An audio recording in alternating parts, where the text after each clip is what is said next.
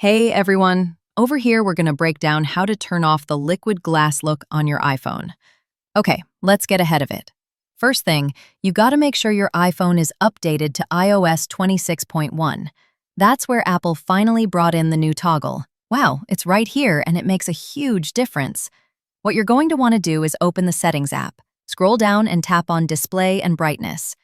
Now you'll see a new option called Liquid Glass. Tap that and choose the tinted option. Oh, great. That's going to help you reduce the transparency and add more contrast. When you do this, you can make out a much clearer view. Go to your lock screen and check your notifications. They look less foggy and easier to read now. The tinted mode adds that smoked glass vibe, which looks bright and smart, especially in dark mode. Mostly, app icons and widgets now appear sharper. You can actually see the edges better. Before this, users had to enable reduced transparency just to tone down the effect, but that used to mess up other visuals. Now, thanks to Apple for bringing in this new toggle, you can control the liquid glass look easily without affecting the rest of the UI.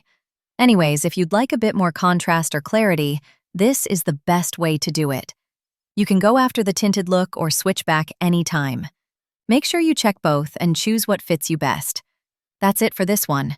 I hope this helps you make up your perfect setup. If you have any other questions, drop them below and I'll help you out.